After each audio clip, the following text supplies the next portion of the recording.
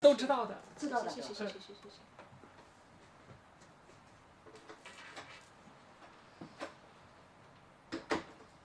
就是到时候可能就是有人会在网上就互动的，这样对吧？对，他马上就互动的。我告诉你，有可能。老师，这个已经开始不用再说其他的了。开始把这个小蜜蜂。没插的，因为这个是测试，它有可能会生成回复语言，所以。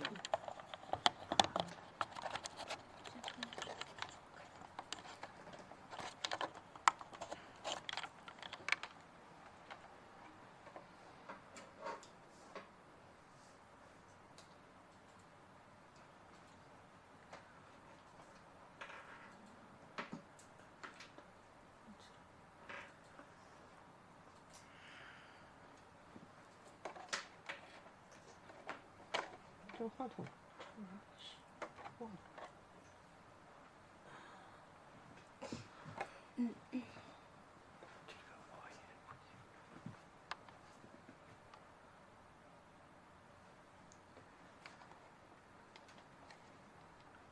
啊，我知道，找到了。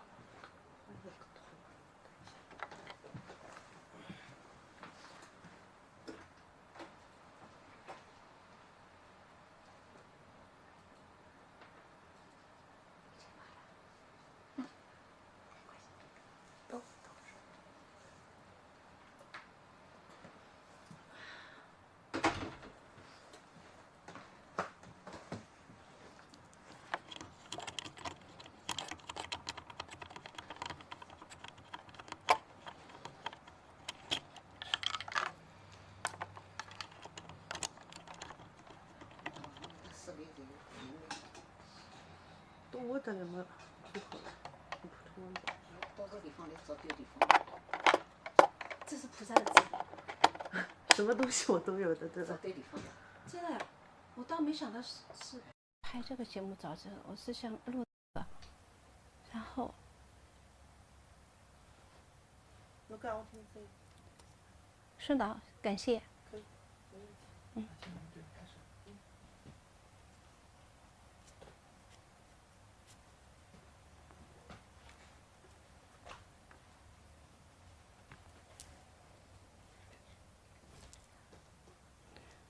戏园的朋友们，大家晚上好。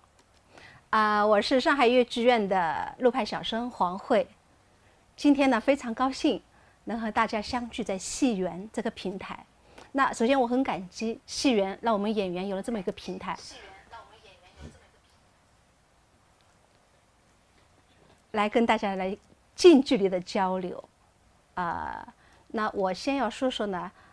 今天其实我的状态不是特别好，我还在倒时差。为什么倒时差呢？我刚从洛杉矶回来。洛杉矶是一个特别有感情的地方，因为我的老师陆锦花，她30年前到了美国，这么多年30年了，所以说这次呢正好有机会到洛杉矶。那么我刚回来没几天，所以时差还没倒过来，现在有点晕晕乎乎。但是呢，能参与这个节目呢，我非常开心。首先呢，我想跟大家聊聊，就是说我怎么会喜爱上越剧，怎么会走上这条路。其实我很小的时候就一直喜欢文艺，那小时候不懂什么戏曲，只是因为父母的可能说影响，觉得这个戏曲蛮好听，歌曲蛮好听。那我小时候最喜欢的是歌和舞，学校里一直都是很积极的文艺现场小分队，小时候是这样的有一个这样的一个活动，各种各样的活动，就是参加跳舞啊、唱歌呀，这唱唱跳跳这样。那么真正喜欢上戏曲，其实那个时候还是样板戏呀、京剧啊、沪剧啊，京剧应该是京剧，样板戏的话应该是京剧。那么什么有京剧有什么戏啊？什么戏啊？想想看，红灯记对的，杀家浜啊，智取威虎山呀，龙江颂啊，杜鹃山，这么多戏里面的许多唱段，可以说那个时候小时候都会哼，不是说唱得很好吧，就都会唱一点。然后后来又喜欢上了沪剧。那么首先我要说一点什么呢？为什么喜欢沪剧呢？因为我是上海本地人。很多朋友问我说：“你怎么不唱沪剧，唱粤剧了呢？”我说：“投错娘胎了是吧？”是这样的，我既喜欢沪剧，又喜欢粤剧。粤剧呢，很多观众其实跟我一样，因为粤剧电影《红楼梦》喜欢上了粤剧。那我是那个中学的时候，好像是啊，这一报年龄都知道了哈。中学的时候，看了粤剧电影《红楼梦》以后，我特别喜欢。那个时候还不懂，只是觉得哎，那个音乐很好听，那个声腔也很好听。但我是上海人，听不大懂浙江的那种绍兴话，有的听不大懂，只是看字幕还。那么后来听又听了那个又看了那个电影《祥林嫂》梁祝》《秦探》《追鱼》。那么后来我怎么会喜欢上陆派的呢？很多观众肯定很好奇哈。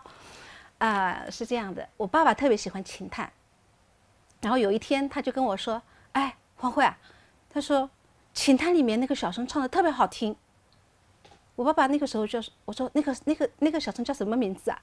我爸爸说陆锦花。哦，我脑海里面就有个印象。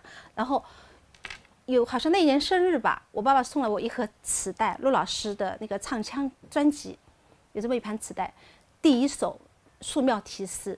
当那个素描题诗的音乐出来的时候，哎呀，我感觉我已经被这个音乐首先迷住了，然后当老师的声音出来的时候，我更是可以说已经爱上了陆派，爱上了陆老师的这个陆派艺术。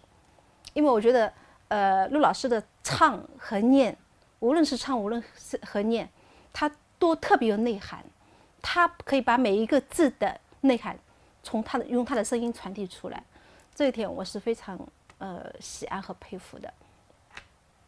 那么这样一来呢，就是当我初中毕业的时候，正好是假期的时候，那么我们当地的粤剧团南汇粤剧团招生。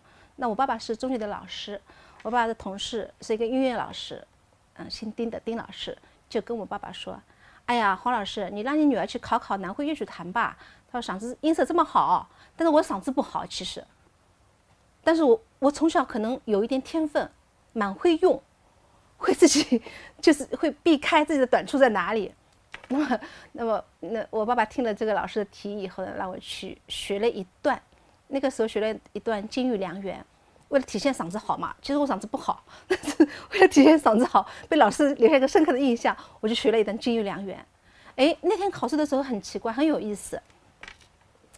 我们的那个后来是我们的团长，我们团长是申小英老师，他以前也是上海的一个专业的一个演员，然后到南汇粤剧团当了团长。他是主要的招生老师，然后他帮我取了一个什么调啊？他还问我你会不会唱哭灵？我说我会唱几句，我会唱几句。然后他居然帮我起了 A 调，我居然胆子大到也唱起来了，也唱上去了。所以说我一直感觉，哎呀，我冥冥之中跟粤剧有缘，我就这样踏上了粤剧这条路，没唱沪剧，唱了粤剧，缘分呐，戏缘。现在那个很多朋友都给你表白呢，太爱你了。谢谢大家，感恩在心。我一直有这样一句话，就是说，没有你们的支持，就没有我们的坚持。感谢你们一直以来的支持。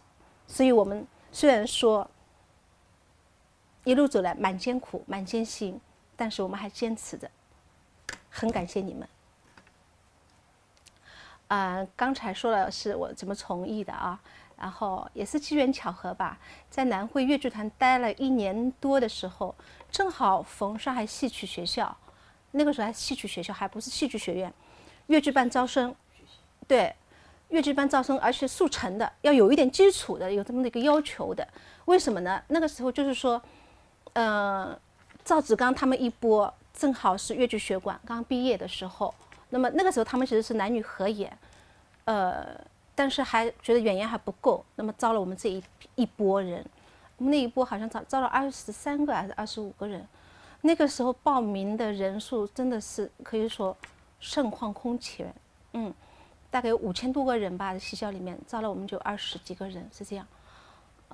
也是过五关斩六将的，前后考了5次，初试、复试，再复试，再重考，再最后一轮考试，5次考试。我很有意思的就是说，当我考的时候，其实老师对我印象都很好，但是我其他一起考的同学，他们的录取通知书都来了，我迟了他们2天还没到，我心里着急啊！哎呀，怎么回事啊？难道我当时没发挥好吗？难道就是我的感觉是错的吗？那个时候我也很失落，我觉得我没有希望了，我很失落。就是当时我们家里有一条小狗，养了一条小狗很有意思，我们家小黑小黑的。有一天我妈妈下班回家，她就拽着我妈妈的裤腿，就一直拖她的裤腿，拖她的门角里面。一看有一封信，是我的录取通知书。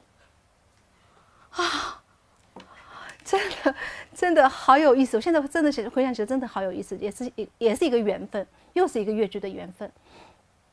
那么后来进了戏校以后呢，我得到了很多老师，我们那个可以说，那是当时健在的10姐妹当中的许多老师，都亲自教过我们。我们这一辈真的是非常非常幸运，可以说我们是用母奶喂养的孩子，真的是这样。我那个时候其实在戏校的时候，我是开始分配小生组，我们当时刚刚进校的时候是小生组和花旦组，就这样，没有很细的什么流派啊、行当啊这样。然后过了没多久以后，老师根据我们的嗓音条件，然后按照我们的形象再分配行当流派。那我其实最早是分配在徐派小生组，徐派小生我们有4、5个徐派小生，然后呢，我又能唱徐派，又能唱陆派。那么，有一天就是说，我们正好自己在哼唱的时候，我们有一个老师突然发现说：“黄慧，你的陆派韵味很好嘛，你是不是可以再考虑学另外一个流派啊？”我说：“好的呀，那就这样。”我说我特别喜欢，我也特别喜欢陆派。其实我什么流派都喜欢，只要是唱的，我更喜欢唱。那个时候胆子很小，不大敢演。其实是不会演，所以不敢演。那么对唱我比较有信心，然后老师这样分配我唱陆派，我说好，就那个时候我就徐派、陆派这样兼着唱。然后也是机缘巧合吧，86年的时候，正好有一出戏是打金枝，那个戏呢其实是越剧院申志军他们这一波演的，那么其中缺一个女老生。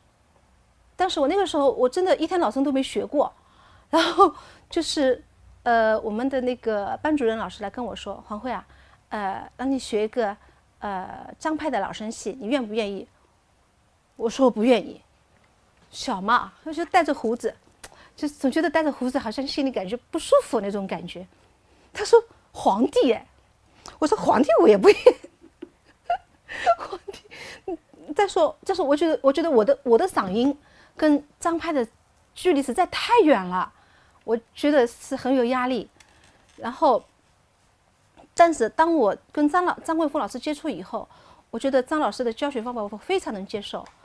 他讲戏说戏通俗易懂，然后他而且其他人看到他觉得张老师很威严，甚至感觉他不能靠近他，但他对我很好，真的像自己的孩子一样，手把手的教我，然后还跟我们开玩笑呀，还调节我们的情绪呀，都学得很开心。然后我第一个老生戏是张桂凤老师教我的打金枝，然后86年也很幸运，和那个越剧院的其他6位姐姐吧，应该是都比我们大，到香港去演出了一场打金枝，那个时候还在戏校，第2年好像是。然后接下来我们在戏校又排了盘夫，这盘夫这个戏吧，我就要说了，每一个进戏校的小生都会学，花旦也会学这个戏，因为里面的所有上楼下楼，扇子功、水袖功都有，基本上小生要台上运用的那些手法都有，所以说一般进戏校都要学这个戏，无论花旦也是这样。那时候我学了盘夫，然后就又学了那个钱建姑、珍珠塔当中的一则，然后又学了《红楼梦》中的贾政。《红楼梦》我怎么会去演贾政的？我当时也很纳闷。我们87年的时候到法国去参加一个艺术交流，法国一个金秋文化艺术节的艺术交流，然后那个时候老袁雪峰老师还有刘举老师跟我说：“黄慧啊，你上次打金枝演的真的不错啊，这次希望你能演贾政。”啊，我说怎么又要我演老生了啦？那我说我太难了，我觉得太难了。许派老师这个花腔实在太难了，我说抖不来。我说我真的抖不来。然后我一直听那些姐姐们说，哎呀，徐天红老师的法身方法就是叫攻击发声法，攻击发声法。我说哦这样的，哎呀，我真的是找不到感觉。然后很有意思的是，好像刘举老师问我的吧，他说。黄慧，这个戏排得到法国去，你去不去？啊，去，我要排。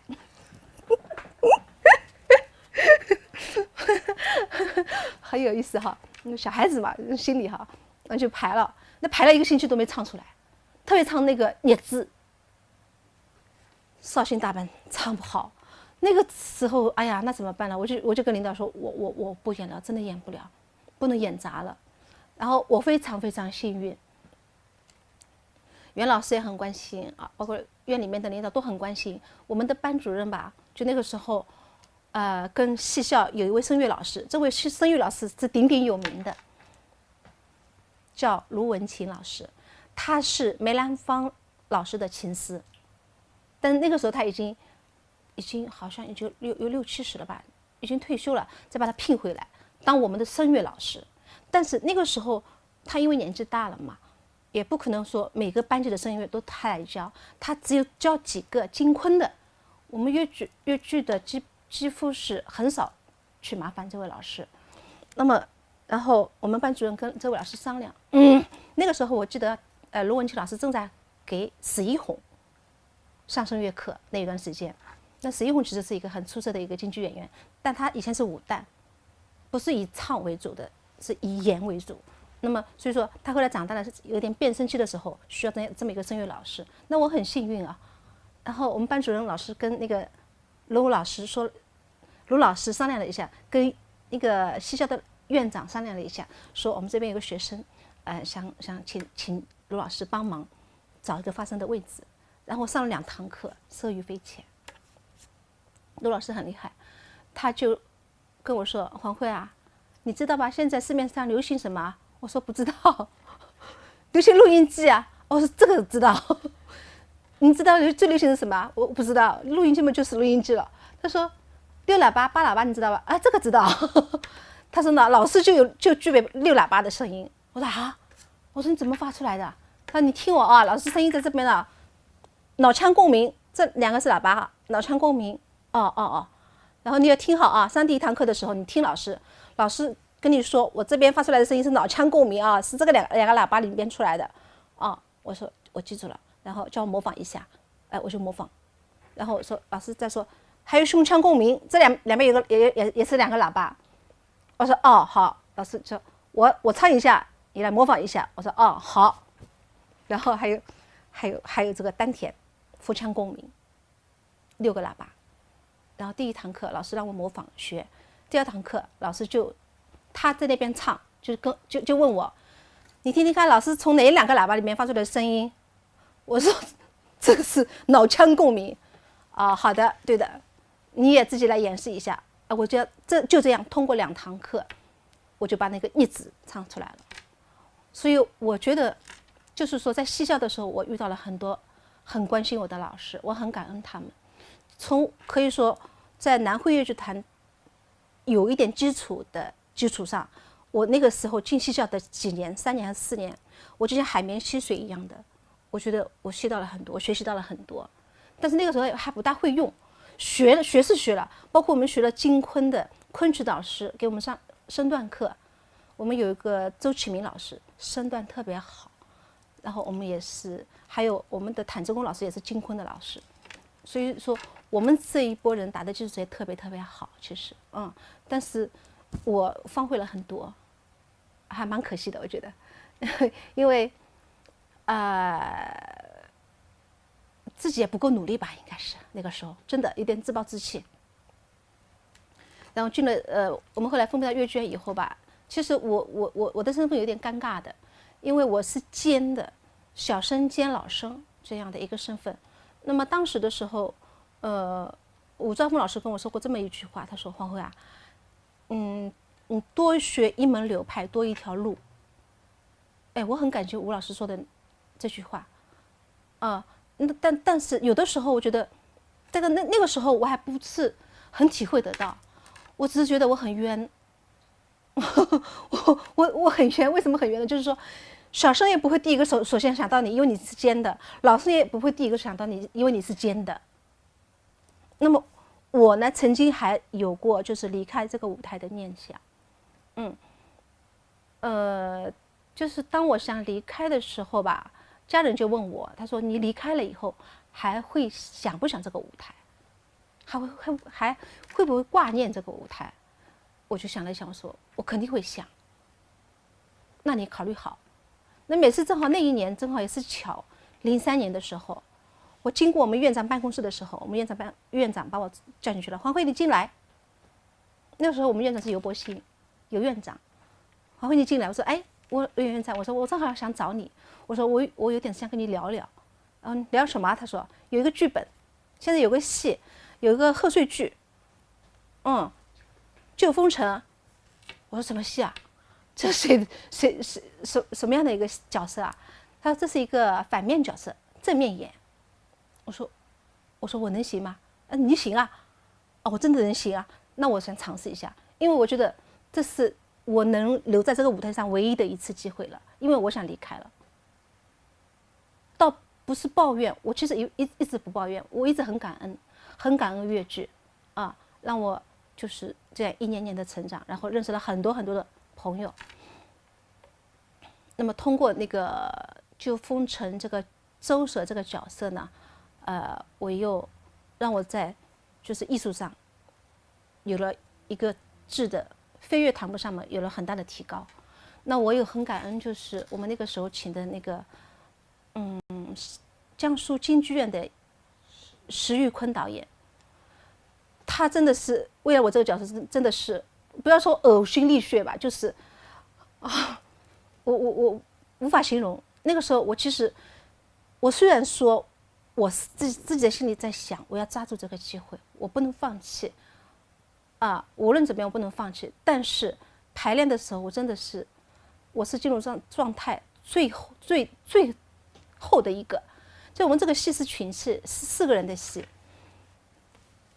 然后其实到了那个在党校，我们是那个时候在党校连排的时候，我还不是自我感觉还很差。有院长看到我就摇头，我知道他一摇头，我觉得我太失败了，我太不应该了，我就感觉我高估了自己，我有点胆子也太大，能接这个戏，敢接这个戏，我其实是把自己给演砸了。我就这样想的。那么那天其实，在党校连排的时候，我们有3天连排，好像是第1天连排，我就跟贝贝说，我有个很好的小朋友，叫张毅，贝贝，我们2个人挺有缘分。这个故事后说啊，大家要知道我们故事，且待下回。是这样然后我跟贝贝说，贝贝啊，我说你有没有空？假如有空的话，你晚上就是下班以后，帮我来把我1天排练下来的东西全部录下来。他说我这边没空，我要请假。哎呀，我真的，我这一路走来，我碰到这样的朋友真的好多好多，我真的很感动。然后他把我我们正好那天晚上正好连排，他把我全部录下来以后，我回去连看了2遍，那一个晚上连看2遍，来回看2遍。我就看到了自己原来是什么地方是不够的，跟导演说的是有距离在哪里？这是一面镜子，看自己是最好的。其实我以前是不敢看自己的录像，就包括自己现在也不大敢看，很害怕，就是怕自己看到，哎呦怎么这样的，哎呦怎么这样的，就很不自信。到现在还是这个样子，没用，我没出息，一直骂自己没出息。然后那一次，我也是觉得确实，我周手那个角色的人物很难把握，跟导演的要求真的距离太远太远。当我看录像以后，我才明白。然后那天一晚上几乎没睡觉，也不困，我感觉灵感有了，我找到灵感了，我的问题在哪里，我找到了。然后等过了2天，我们在一湖台演出的时候，第一场首演的时候，导演很感动，很激动。然后我们演完以后，导演说，全体演员都不要走，我们开个会。就我们在舞台上，全部没有卸妆，我们在那边就听导演，整个都是表扬，都是表扬。导演也没想到，就是说这个戏会这么受欢迎，观众而且还很有共鸣，很能互动。然后他最后讲了一句话，就是说我特别要表扬一位演员，他说他动过脑子了，他用过心了，他特别努力。那么拍这个戏之前，我跟导演也说过，导演啊，我说我经验很少，我的积累也很少，尤其是这类角色，我真的是对我来说是太难了，我不敢保证我能演成功，我能把这个角色全部体现出来，但是我会尽我的努力。我说我很笨，但是我会很努力。导演就拍拍我的肩，就意思是说有我在，你别怕，你别担心。然后那天导演就表扬了，说这个演员用功用心，真正的去挖掘了这个人物的内心了，把导演跟我说的那些话，我基本上能不说100%吧，70%或者75%或者80%能体现出来。所以导演很感动，导演说表扬了我一下，说他是一次飞跃。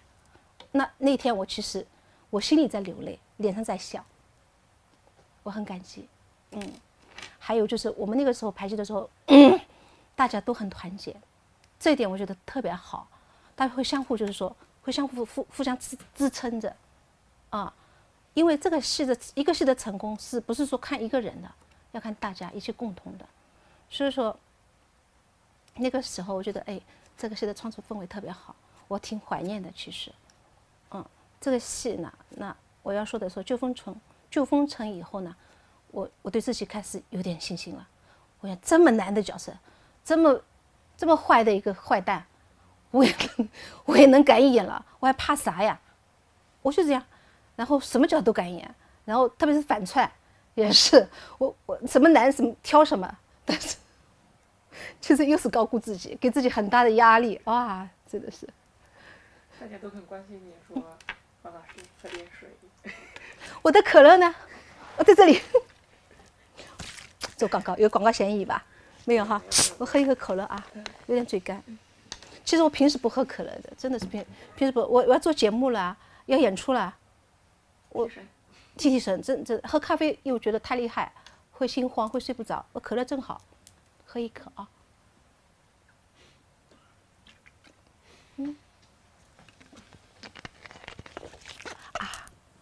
然后，观众说了，唱一段。好，要唱的，你之前没吩咐过我，我没准备。清唱的，随便。你们观众说的嘛，这是跟观众的互动，大家都在说，唱一段，唱一段。那请哪位观众先唱几句呗？对呀，甄嬛里面的。啊？甄嬛里面的可以。甄嬛里面的。我想先来一段陆拍的。陆拍，甄嬛是庆和皇室。我知道陆拍，纯陆拍的是吧？先来一个甄嬛往后面放，传统的。传统的。你点吧。那我要点，我肯定是送花楼会，我最爱的这一段。送花楼会是吧？认识的你。这一段是吧？好的，我唱4句好吧？Okay. 不要浪费大家的时间，我们可以聊很多好吗？好，行。不过今天嗓子不到家啊，不在我这边，嗓子还留在洛杉矶。我感觉嗓子真是不到家，但是我很开心，很乐意在这里和大家分享一下。我跟你们说哈，唱之前哈，无论哪一位观众朋友，特别喜欢唱的观众，唱之前一定要开嗓。想不想学？想哦。这个动作太难看了，我跟你们说，张大嘴，尽量把嘴张到极限，然后把舌头来回伸缩，这样5、6下、7、8下以后，就是给声带这里的嗓子这一块热身一下。为什么运动员要热身呢？运动前都要热身呢？这个是一个老师教我的一个很管用，又是很土的办法。皇室诀窍。真的，所以说很多朋友问我说，哎，黄慧，你什么嗓子唱不倒的啊？我说可能这也是一个方法啊。我每次演出之前肯定会做这样的动作，每次演唱，当我演唱之前，我肯定会做这个动作，张开嘴，伸到手指，撑到极限，要打恶心那种感觉就对了，极限，你感觉这个地方会热。哎呀，我不能把这个方法传授出去了。你帮。没事，大家共享啊。那我来唱几句《送花楼会》吧。假如唱得好是应该的，假如唱得不好，大家也能理解。兴匆匆奉命把花送，哪顾得可是夜年十当中。闭过了门房看旧人，进得府来落无穷啊！谢谢。哎呀，好紧张哦，清唱真的太紧张了。我喜裸哦，对，裸唱，哎呀，裸唱，好新的名词哦。其实我今天有点反应有点不大对的感觉。非常好吗？好。谢谢大家。刚才说到那个鸠风尘哈，鸠风尘演了一个雅号。刚才观众有人问为什么叫狼？为什么叫狼是吧？为什么叫狼？可能我解释的有点不大到位啊，我自己美化了一下。狼，这个狼是郎君的狼，不是一匹狼的狼。我的理解是郎君的狼，啊，他们觉得哎，这个男人其实，你说他心里虽然是他其实是扭曲呢，那又是长得一表人才，对吧？人家一般女孩子说，哎呦，他这个长得好看，很帅的男人会多看一眼的，像小郭这么帅会多看一眼，对吧？会多看一眼，都是这样的意思啊，会多看一眼，那都不知道他那周舍这个人其实内心来说就是草包一个，对吧？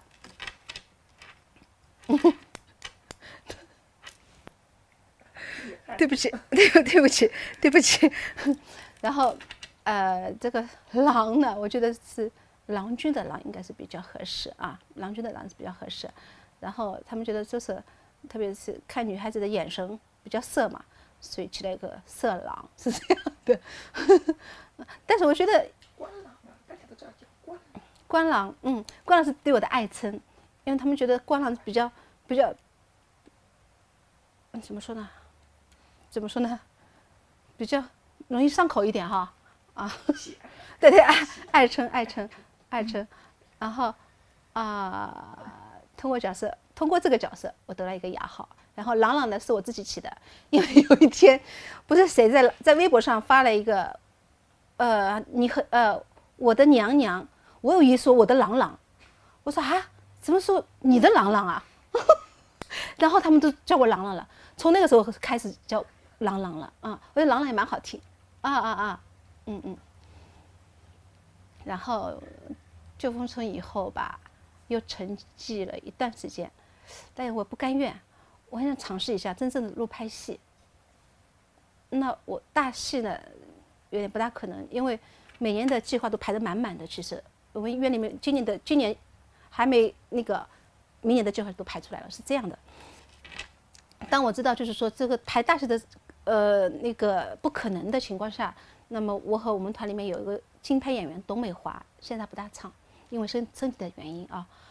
我们两个人说，哎，我们排一个盘夫吧。因为我们是在戏校学过嘛，现成的哈，那是不是可以跟领导去商量一下，我们来排一个折子戏？那么我们去说，领导就答应了。那我们也很幸运，是排前盘夫、后盘夫的时候，我们请了金彩凤老师和曹云娣，我的大师姐，一起来帮我们拍的这个戏。那么我也是蛮幸运的，通过这样一个排这前面这一折呢。正好那一年的第2年，好像是新加坡邀请我们院里面去演9台大戏，其中1台是盘夫索夫。那么我们没有大戏，那个时候只有折子戏而已。后来就是说排，哎呀，我怎么这么幸运的？就排了一个《盘夫索夫》，那个时候就跟王志平两个人排了一个大戏《盘夫索夫》。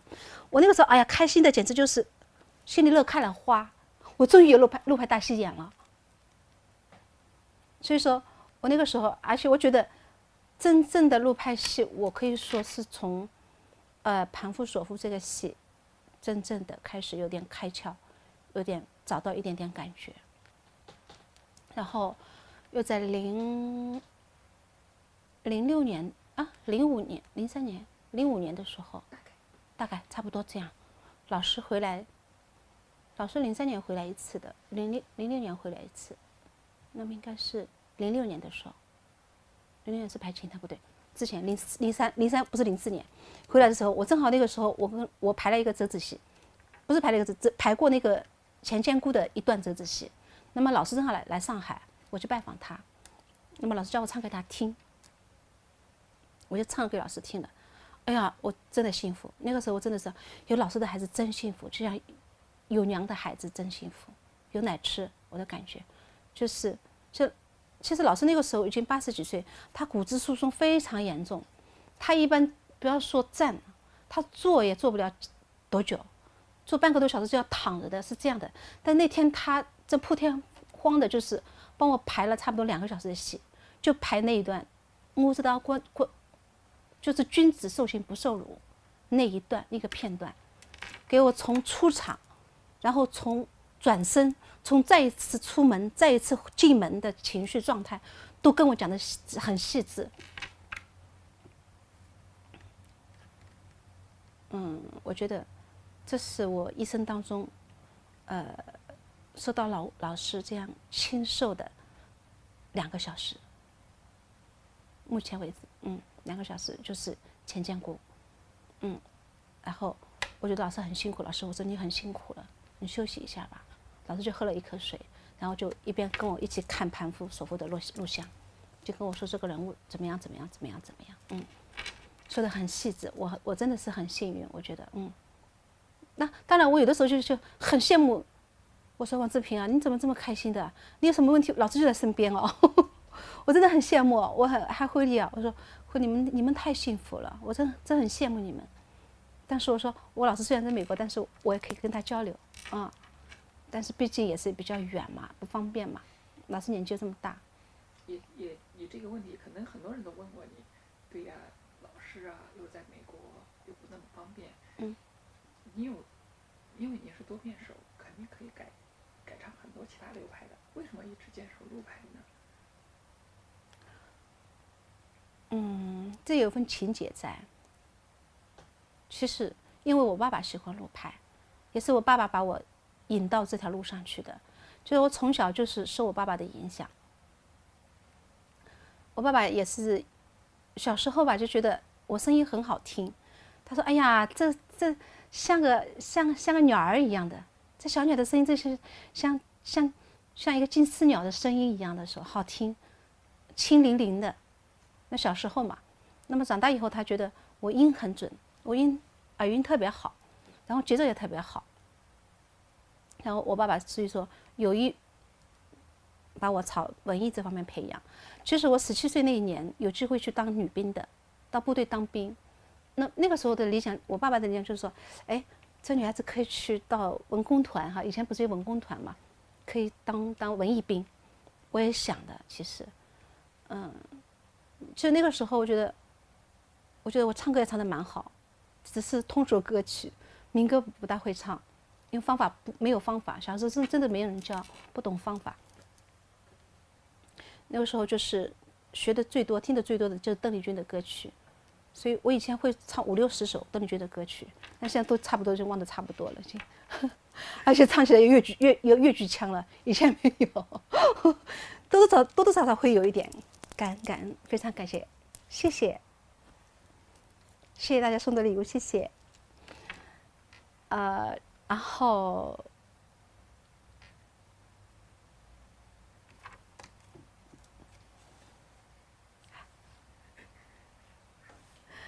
还要你唱，观众说还要唱，还要唱啊！我今天嗓子真的不到家，还要唱。他就说，想听老师来一段7B的3A 节目。因为请大家到现场来听，这个月的28号又要唱气派了。不是这个月的28号，下个月的14、15号，是7月14、15号，对，又要唱气派了。其实我很有压力，因为我从来没有唱过气派，就这一次，就去年吧，就去年唱的那个3杯酒，也是我想，我本来我在想，我肯定唱 B 派，我不可能唱气派的。那王志平跟我抢，他说他要唱 B 派，那肯定我是唱气派的了。我就学吧，我就学。没问题的，吕派你都敢唱，还在乎气派？啊，不是吕派，因为吕派的音色我可能相近一点，那么气派的声音相对要厚一点，吕派声音要稍微，稍微细一点、低一点，这样音区稍微高一点。我很难想象我能唱气派。我一直说戚老师在保佑我，我所以唱下来了。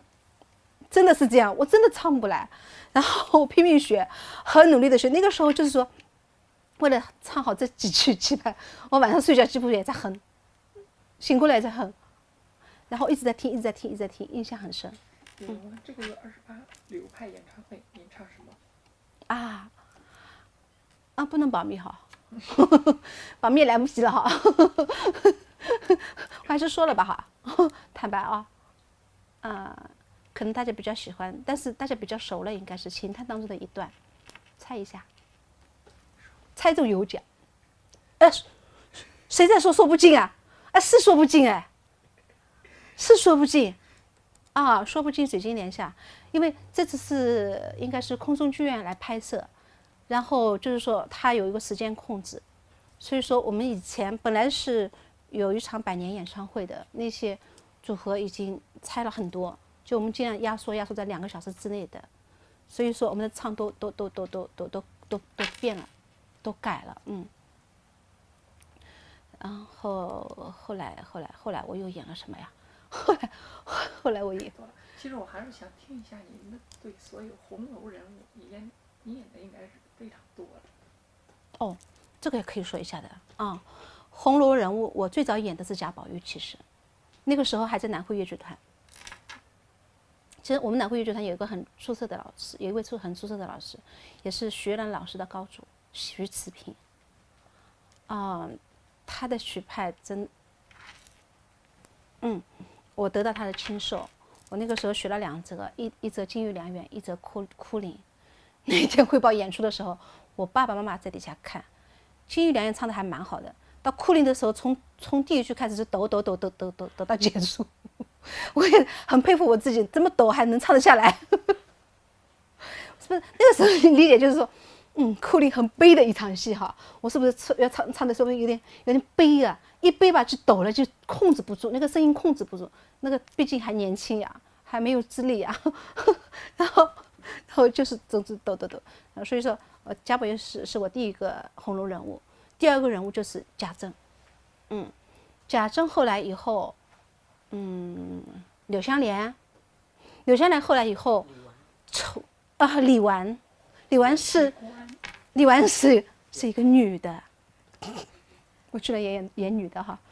然后有一好厉害，贾宝玉、潘有安、齐官潘有安，对，贾政，对，柳湘莲，张府官也演过，张府官也演过一场，对，演过一场。好厉害。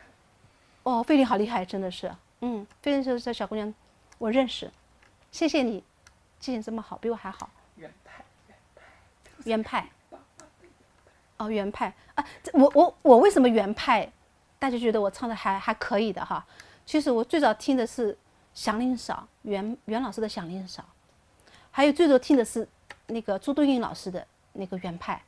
为什么会听朱冬英老师的原派呢？我们有一个戏叫《孔雀东南飞》。那个时候其实我真的是没什么戏演，然后就是我们吴兆峰老师特别喜欢我的领唱，我孟丽君里面我演孟世元，但是同时担任戏里面的领唱，特别是最后一场那个领唱就是落雨雨美梦深泡影，然后下面3个字水灵灵的叮咕，这赵峰老师就说你唱出了水灵灵3个字的内涵啊！我说赵峰老师，这是你对我最大的鼓励。我无论是唱领唱还是唱塑造其他角色，我都希望自己把这个人物的内心，这个唱词的内涵找准了，我才能去演。所以说我每一次演戏剧我都很胆怯的，因为我为什么呢？我觉得我还不够找准。我所以每次演戏剧，我的很多观众朋友看的都是就是不够不满足然后我呢是这样的，慢慢演会进步一点，慢慢演会进步一点，是这样的一个人。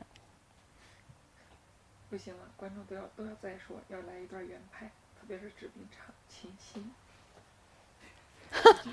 清新啊，我可能唱词有点搞不定清哈，是不是可以提一下？哎，假如有观众能唱，跟我一起唱嘛，可不可以？他们真能在手机对面唱，你唱一句呢，摸不死。好吧，有点紧张。喝点可乐吗？等一下吧，好，我唱几句啊，大家过瘾吧，我满足你们大家的要求，谢谢我哦。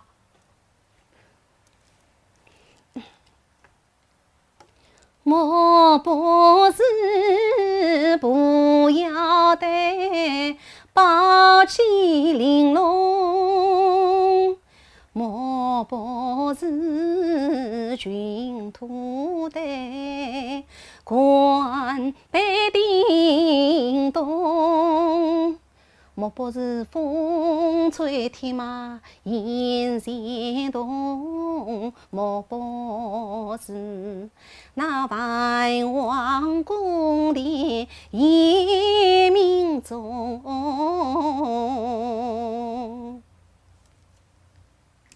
谢谢，还可以吧？我觉得整个人都在抖哎，你就会回到了那个哭灵的那个感觉去了，好紧张啊！真的好，真的好紧张。谢谢大家啊！谢谢，感恩，谢谢。那么刚才说了《红楼梦》里演了这么多人物啊，还有漏掉的吧？奇观吗？奇观，有一年我演了，就是第3场演奇观，第5场演贾政。对。然后我那些粉不得了，他们自己会编故事，说自己送汗巾还打自己。哦，不是，自己送汗巾还打自己儿子，是吧？是这样一个说法，对吧？我被他们逗得乐的呀，哎呀，太可爱了。我说，哎呀，我的那些狼崽特别可爱，小狼崽、大狼崽，我们还有个大狼崽在我旁边，今天给我压阵来的。她是我的姑娘，姜老师，东流山史大家都认识，网上啊，她是我们卢牌沙龙的会长，她是一位大才女，绝对的，我也很感恩，我一路走来，她帮助了我很多，真的是。我记得我06年吧，到北京去拍那个《名家名段》的时候，那个时候是10月份，06年的6月6号吧，我动了一个手术，然后其实那到10月份的时候，整个元气还没恢复，其实，所以说整个状态也不是特别好，但是那个时候我们团里面又特别忙，几乎是没人陪我一起去，那服装啊、化妆打理没人打理，那姑娘自告奋勇的说。他陪我去，然后我跟中央台怎么说呢？然后我姑娘她说，就是我是你姑娘了，你是我侄子了。那个时候叫出来的姑娘，这样叫出来的姑娘，整妮子姑娘，我们的关系就是整妮子和姑娘的关系。强健说：“问候姜老师好，我们认识的。”啊，谢谢。还有凌云峰说：“凌云峰，黄老师，我们做狼崽很幸福。”谢谢，感恩，真的，我也非常感恩。然后这么多红楼人物，你最喜欢哪一个呢？其实所有角色我都喜欢，因为每个角色有每个角色的特点，每个人物有每个人物的性格。作为我们演员的话，应该是每个角色都要付出一份感情，你才能演好。我是这样理解的，所以说我没有说特别喜欢的或者特别不喜欢的，没有。我几乎有的时候跑个龙套我也很喜欢。喜欢才能演好。我记得我姑娘曾经我有一个博客啊，姑娘的博客起了一个名字，享受聚光灯下的快乐。哎呀，我说这个说到了我的心里，我就是享受那一份快乐。她其实这个名字是跟贝贝一起起的，两个人起的，是个贝贝用的那个博客的名字。我说我要用，我就很霸道的把这个名字占用了。其实我们分享，我们是一起分享这个名字啊，一起共享这个名字。然后我觉得真的是我享受聚光灯下每一份快乐。比如现在这个样子，我也很享受，特别享受。虽然说我看不到大家，但是我知道大家都看得到我，很开心，真的很开心今天。那么有了，你也希望咱们的鲁派越剧系参加。那好了，时间差不多了吧？时间差不多了，今天吧。不是，我说你可以解释说一下嘛，然后我们7月份的擂台赛嘛。哦，早呢。哦，早呢，我们没有时间限制，继续给。啊，这样的，是这样的。对。哦，有一件重要的事情要告诉大家啊，你们千万要记住，喜欢越剧的朋友，特别是喜欢陆派的越剧朋友，要记住啊，7月份我们戏园节目组有一个越剧专题擂台赛，希望大家积极踊跃的参加哦，记住，千万要记住。打开戏园就可以唱。啊，这么容易的？对呀。打开戏园就可以唱了。哇，现在真的是很方便了，方便大家参与啊，这点真的是很好。可以。早的呢。可以。至少也得2个小时呢。说。哎呀，就这样的。还有6分钟。没有啊，谁说的？哦，没有时间限制的。没有啊。哦，真的。再给你很多你都没讲呢。哦，是啊，我也讲令狐桃呀。谁说有时间限制的？我不知道。一直希望。哦，是这样的，是吧？哦。那么红楼人物可以说我所有戏里面演的最多的一个系列了哈，红楼人物系列了，可以说啊。现在没有人有编剧的话帮我编一个红楼人物系列这样的一个剧哈。其实奇观我倒是特别希望奇观和柳湘莲能来一部大戏，这个是非常有看点的。单独的哈，来一段戏哈。对。但是现在可能。观众那个有很多呀，很有才华的呀。是，大家可以踊跃的尝试，都可以投稿，投到我们越剧院，真的，我们越剧院也是广大人才嘛啊。然后不好意思，嗓子不好，不行这几天。然后喝点水。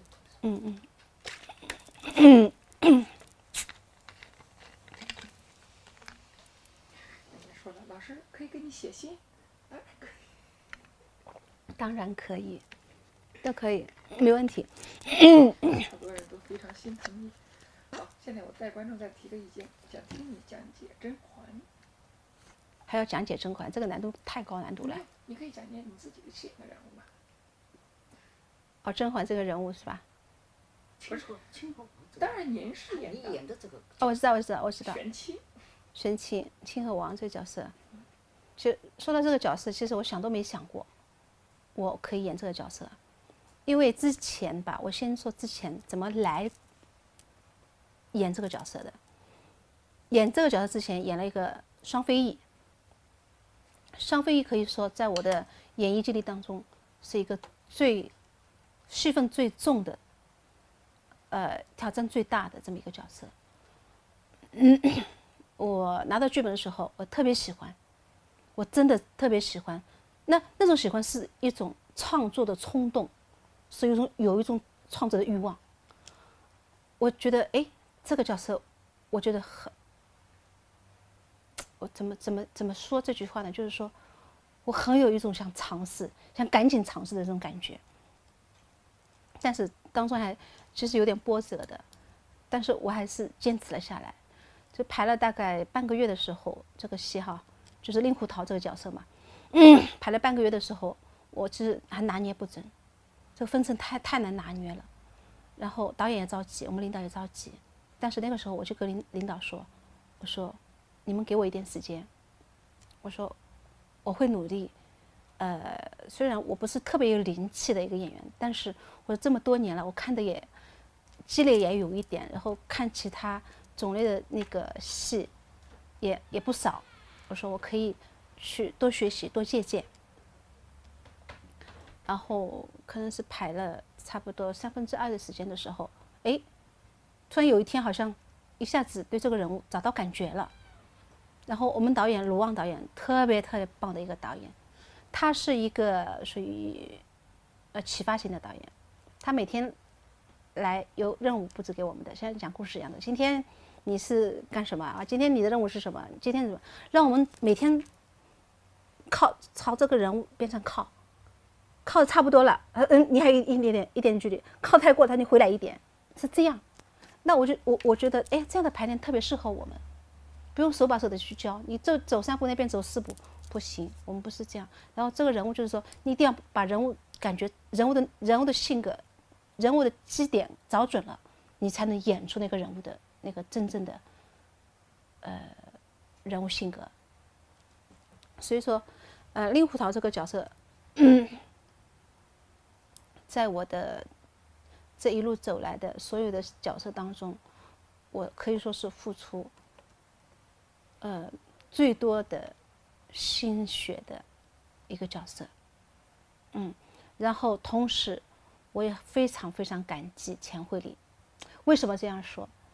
其实这个戏对钱慧丽来说，它是非常重的，演唱都是非常重。但是当我说，因为这个角色的念白特别多，令狐桃的念白我多到有的时候我就把本子摔地上去了，我不要念了，哇！然后钱慧丽就看着我笑，哎，我说你不要笑呀，我念不了，你帮我吧。然后他自己的剧本拿起来，就再累他也是这样，把剧本都自己拿起来，来我们对一下。我就在他这样陪我一起对戏的情况下，我慢慢走入角色的，所以我很感激。真的很感激，包括王志平也是，我们都希望大家共同把这个戏撑起来，所以我们这样的一个创作氛围，让我就当然这个戏的创作氛围跟那个旧风城的创作氛围又不一样，因为这个戏的人物很少，就我们几个人物而已，就3个主要人物，还有几个配角，台上一共9个演员。那么戏比较集中，相对，所以我们在一起磨的时间比较多，所以戏就这样通过这样导演不断的跟我们说戏、讲人物、抠戏，然后演员不断的相互刺激，就这样把这个戏演到现在这个程度。然后当我们就是说首演完以后，在做了改进以后，我记得是前年的10月19号，我们那一场演出是在新庄的一个剧院的城市剧院，其实离我们市中心很远的一个剧院。那天晚上对我来说是特别重要的一场演出。为什么这样说呢？就是说那天所有白玉兰的评委都来看这场演出，所以那一天的状态，我不是人的状态。关你也知道，那段时间我真的身体是特别不好。就整个人没力气，一直冒虚汗，然后其实有点人有点虚弱的那种感觉。但那一天，真的我觉得真的，我一直说菩萨在保佑我，真的是，哎，很多人都在为我祝福。那天我的发挥的就是还蛮超常的，钱慧丽也这样跟我说，就他那天说他状态不是特别好，但是我说我演的时候我感觉我特别好，该到的点我感觉都到了。所以说我要感恩所有帮助过我的人，然后通过这个戏的呈现，这个角色的那个就是演出得到了各方的好评以后吧，院里面领导也特别给我机会，就是帮我申报了这个白玉兰的配角，然后最终也得到了白玉兰的配角奖。当初拍这些真的从什么都没想过，我只是我希望把这个角色拿下来，我让我自己再挑战一次。我想周舍这个角色拿下来，这个角色拿不下吗？我想我要挑战一下，而且我觉得这个角色特别适合我，因为之前的这个角色编排就是说上半场是青年，下半场才是老年，在最后一场是20年以后是苍白的一个白发苍苍的老人，是这样的，有3个年龄段。那么现在改了以后，差不多有2个年龄段，壮年和老年这样。我觉得演这个角色特别过瘾，特别是演到好美的夕阳啊，就是24年以后那一场戏的时候，拍一次流泪一次。我觉得人生就是这样，眼睛一眨，20年过去了，然后就一切都变了。所以说，每当我们演到最后，就2兄弟，特别是各袍断义那个袍拿出来的时候，看到那个袍的时候，看到那个李商隐把这个断袍的那个衣服的角藏在上面藏了19年的时候，那一份感动，那一份震撼，我真的是震撼。所以说，以前我们戏校的时候，导演就跟我们说，就是说，演员表演要真听、真想、真感受。我们那个时候不懂。觉得学老师那么动作先学好了再说吧，是这样的。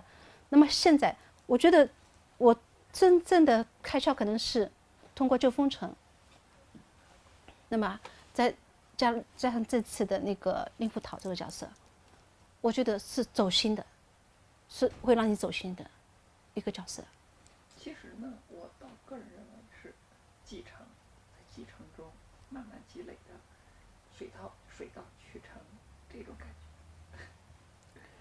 水到渠成我谈不上，真的是我没有多少积累，真我不是谦虚。其实观众所有的清楚，我演的角色其实没几个可以上的说没有什么印象特别深刻的角色。但是您的每段场都能吸粉，这是为什么？哎，那我要感谢陈军老师，可以说我每个戏的所有唱腔都是陈军老师为我做的。曾经有一个戏，就是戏校刚毕业的时候，我们有一个七叶一枝花，我在里面演一个施花神，是一个神话剧啊。然后里面有8句唱腔，陈军老师一直印象深刻，所以他今天提醒我，他说：“哎，你那个花神你不要忘了。”哦，对的。哎呀，陈军老师，我说对的。还有一个姨太太你不要忘了。哦，对的，的确演姨太太。这是一个演姨太太的是一个花旦戏。那个施花神，我要说一下什么意思呢？就是说，刚才那个小郭说了，就是说我虽然戏不多，唱也不算特别多，但是大家都喜欢我的唱，是这样的。当然，老师留下了陆派这个流派，你说老师的粉有多少？但是老师这么多年没演出，但很多观众有一种寄托，一种希望在我们身上。那我们觉得自己也有一份责任，虽然说我们只能学到老师的一点皮毛而已，但是我们也是在努力。那包括作曲老师陈勋也是特别有心，那他当时帮我做这个施花神的时候，只有8句唱腔，然后观众也特别鼓励我。那个时候8句唱腔拍4次手，唱2句拍1次手，唱2句拍1次手，拍到我就是我听不出音乐，然后我只能是自己心里惦记着1、2、3、4这样的节奏来唱。是这样，所以陈军老师特别有印象对这一个戏。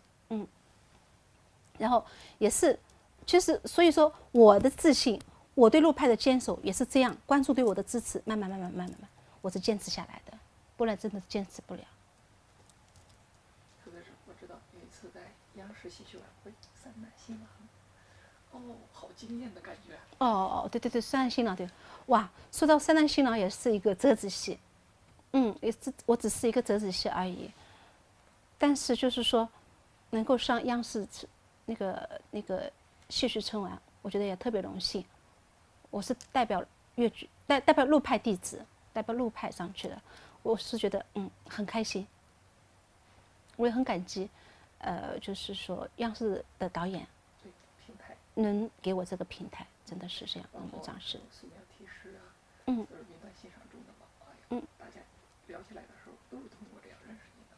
对，名家名段的时候，真的是，就那个时候，我现在回过头来看说，哎呀，太不忍看了，我太不忍看了，真的不能看不下去。我有的时候看看这像多动症一样的，我怎么会这样？你在进步，提高。对，那个时候就说明你在提高。啊，我认同姑娘这句话。那个时候真的是有点无知者无畏的那种感觉，胆子大，黄大胆。我称自己是黄大胆，小国豪，什么叫都敢演。其实也是没办法的一件事情，也不是大胆。享受聚光灯下的感觉。对，对，我就是享受。我即便跑个龙套也很开心。人家说你神经病啊，跑个龙套你也开心啊？我当然了，演员就在台上哦，对吧？是这样，小郭是吧？绝对的。你不要这么认真听我讲话。必须的，我还得要看着观众说什么。哦，这样的哦，对，不好意思，我一个人都一个讲。特别好，特别好。名家名段的王朗简直迷死人。啊，这样说的啊。肯定你的，还是肯定你。谢谢，真的是，我也要感谢这么多平台。其实你在那以前是酒香不怕巷子深，现在不是，现在很多就是说，为什么要有广告？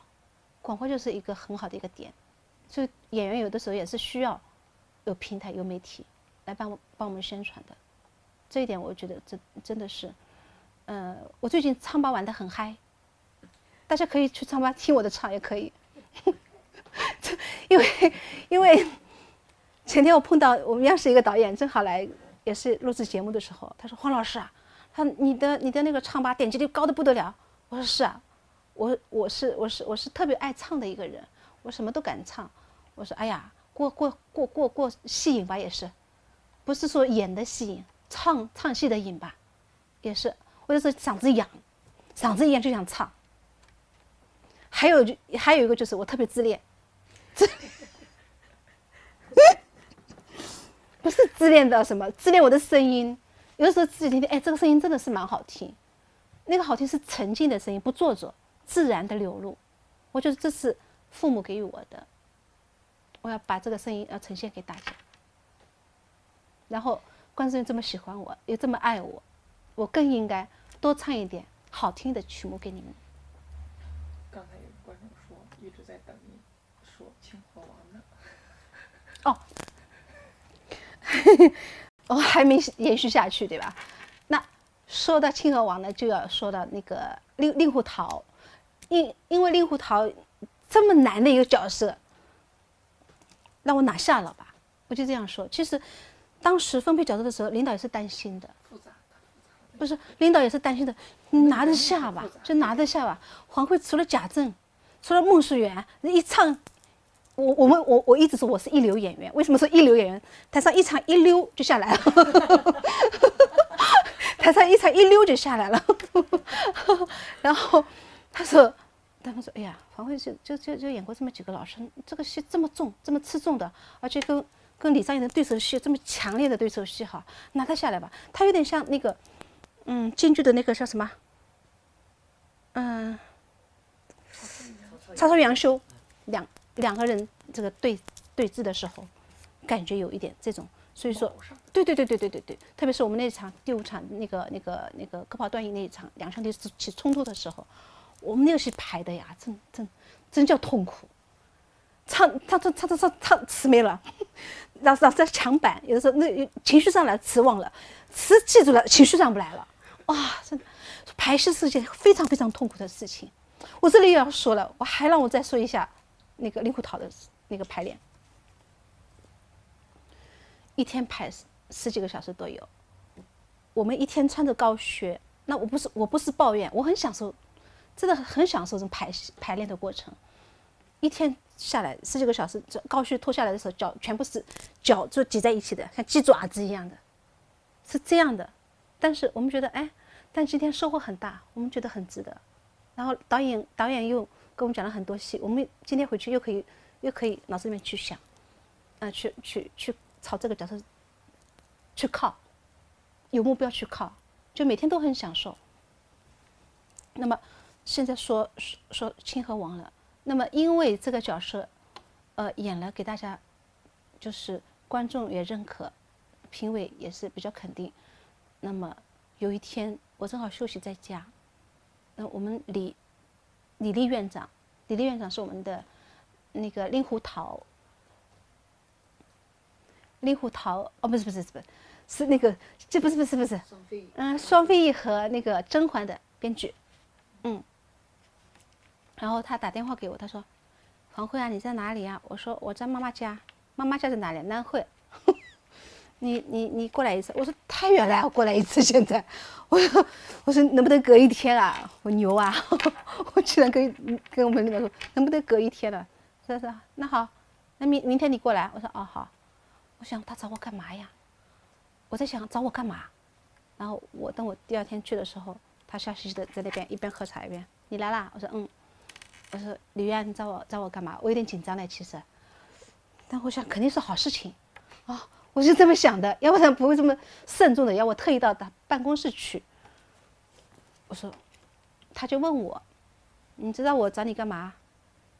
排练，排戏，我觉得排戏。你晓得啦？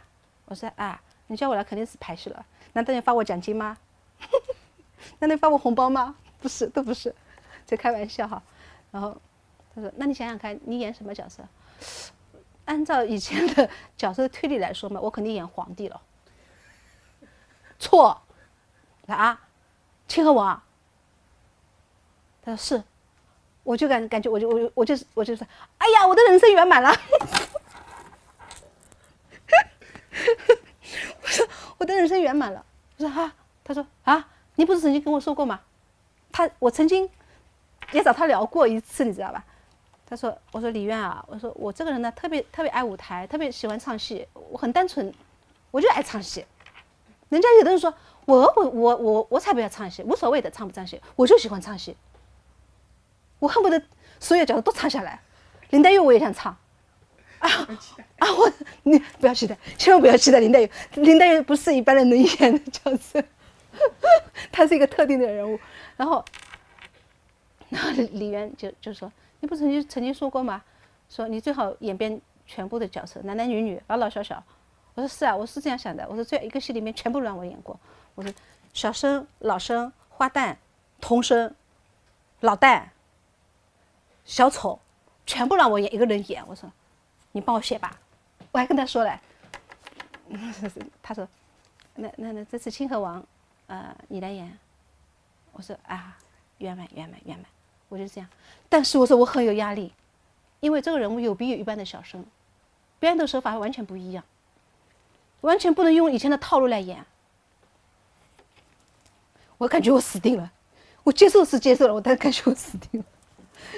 然后到排练场的时候，怎么都找不到感觉，然后穿的那些长袍，整个脚绕的简直走不来路，你走不来路怎么演？进不了戏。然后我们整个戏好像前后排了大概20多天，不得了了。但这20多天，我基本上有10天在家，轮不到排，轮不到，我怎么办啊？不排这个戏我怎么演啊？我自己压力很大呀，我人物的基调都找不准啊，什么又清新脱俗啦，又是怎么理解这个人物？就是说，他虽然没有打过仗，但能指挥千军万马，啊，又什么琴棋书画都会，啊，又是一个其实可以说是一个很完美的这么一个完美的男人，就是说生活当中没有的，从画里面找得到的。哎呀，我说这个人我怎么把握呢？这个基调。然后我呢特意没看电视。我假如一看，我就套住了，把自己套住了，我就看剧本，看小说，然后把整个连贯起来看。上半场他是什么任务，他在干嘛，然后下半场我要干嘛。其实当我真正排练起来，穿起服装，我们连排的时候，我觉得我这个人物还驾驭不了，真的，我觉得跟我的理解。跟导演的要求很大的距离，但是我这个角度没有放弃，没有想过放弃。我相信，通过前面这几个这么难的角色，我不相信我拿不下来。但是确实是刚开始的演的那几场真的是把握不准，包括现在今天有朋友还在问我，他说：“黄慧啊，你对清河王这个角色，你自己打分的话打几分？”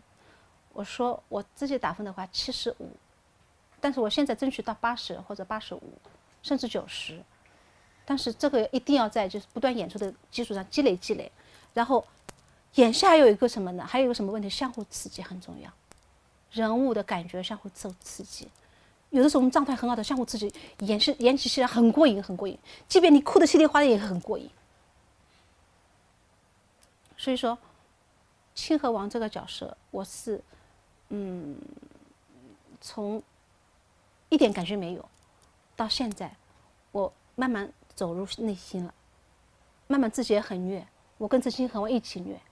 你比方说那个桐花藤那一场，吹着笛子出来的时候，已经知道自己是走上断头台的，但是肯定要走这样，不走也不行的。但是当我看到甄嬛的那一眼的时候，我的心是在滴血的。我的哥哥是可以的，让我最心爱的女人送我这一程。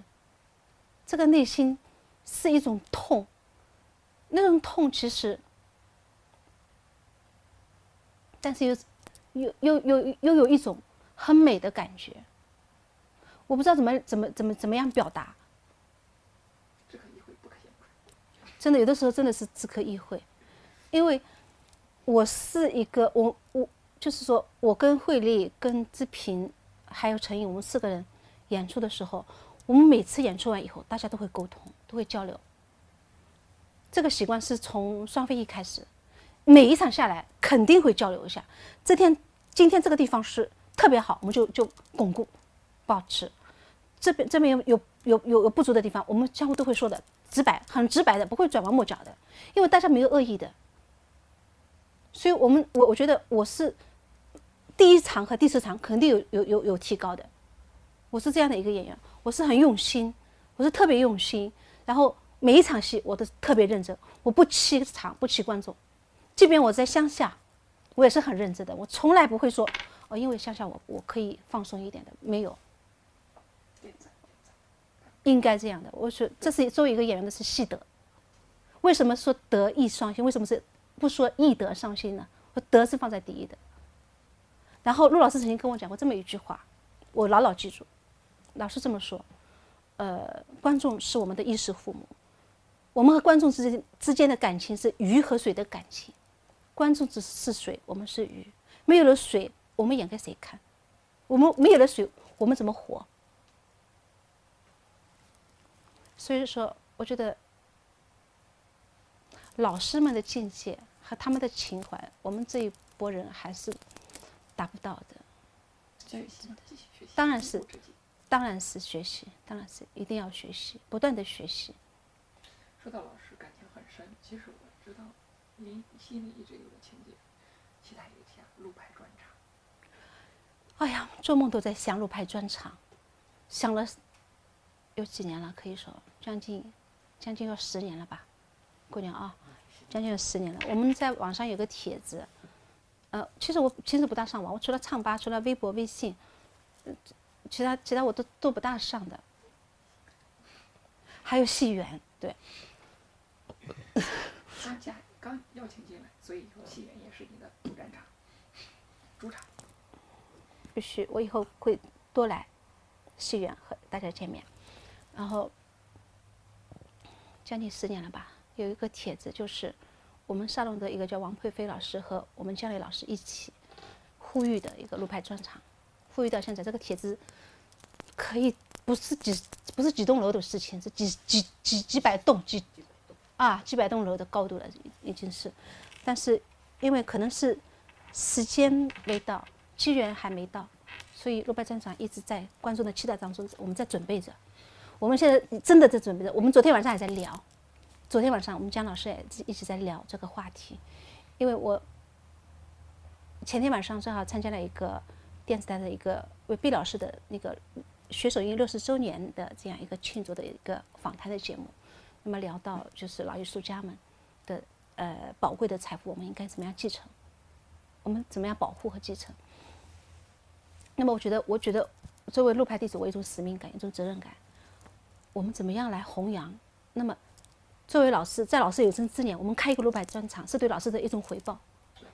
汇报也不只是回报，是汇报。老师，我们学这么多年学了这一点，对吧？然后我们就是考虑，我们现在目前在考虑，就是说可能会有一场明星的大戏，老师的传统的，我们弟子全部来演，然后有一场就我们弟子的所有弟子的就是原创的来呈现给老师，汇报给观众。一个路牌的发展。对。其实这么多年你演的路牌是人物，咱不说大戏，几乎差不多都有涉及到。珍珠塔、王秦探、王魁，对对对。说到秦探，是素描提示也只是一个片段而已。一个唱段就行了。其实我在新加坡演过全场。哎呦，可惜我们不是，我觉得新加坡的观众他们特别厉害，他们觉得这个戏好看，他们会。姑娘那些很巧，她也去看了这场戏，我就唯一演了这么一场，他们会组装，把零件全部拆开，然后组装，因为他们那个版本是，我们粤语的版本可能是没有视频了，他们没找到那个视频，然后就他们找的是那个少星小百花的演的那个阿花他们演的那个版本，然后他们为了我弘扬路派，让我翻拍用路派唱，厉害吧？好，然后他们前面没有素描提示的，他把整场的路派的素描提示全部加上去，让我很过瘾。所以演了这么一场，排得很辛苦。我1个月排了2台大戏，排了一个排了一个披上舅母，还排了一个汉文皇后，我演皇帝。没有演过的一个戏，我连1个月全部拿下，我全部拿下。我真的冥冥之中真的我一直很感恩。我一直觉得，我觉得老师在保佑我，是许多真的在保佑我。这就是厚积薄发，因为你积累了有这么多，看的也有那么多。不敢说厚积薄发，谈不到，真的是。我曾经跟钱慧丽交流的比较多，以前我只有羡慕，不能理解，就是说，你已经有这么多戏了，应该高兴啊，为什么这么累啊，这么痛苦啊？其实当我演了那个令狐桃以后，我说我真正理解。你为什么这么辛苦？有的时候真的是话都不想讲一句。我看一方面太入戏，一方面真的是演员其实是一个体力劳动。你假如不投入，不会打动人；你打动了自己，必须很内心。当我演完那个令狐桃和包括清河王的时候，我现在都不想讲话的。然后其实。每一场演甄嬛，其实大家看不到我的眼泪，但是我，特别是那个最后就是2个人分别真的诀别的时候，哇，那个场面，那个音乐一起来哈，你自然而然会走到那个情景当中去。所以说，清河王这个角色也是在我的演艺经历当中也是一个比较特别的一个角色，我很喜欢。观众刷屏了，我都没法及时给您汇报。您就一起感谢吧。感谢所有，感谢你们对我的支持。我希望你们一如既往的支持粤剧，支持路派弟子。感恩你们。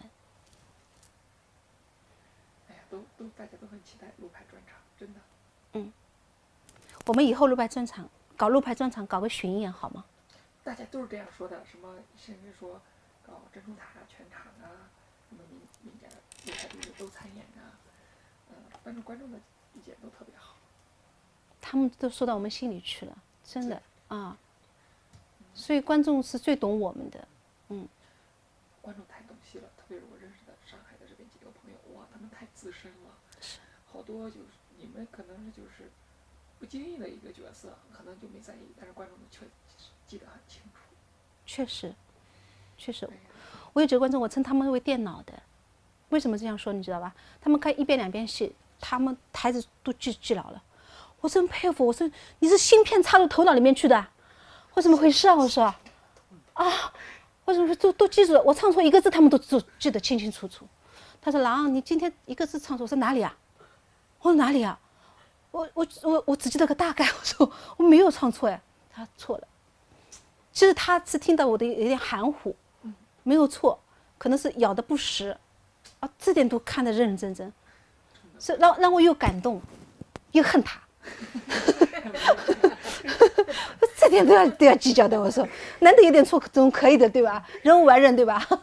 但是我们要追求完美，倒是真的，应该是这样的。对观众很细心。嗯嗯。真的。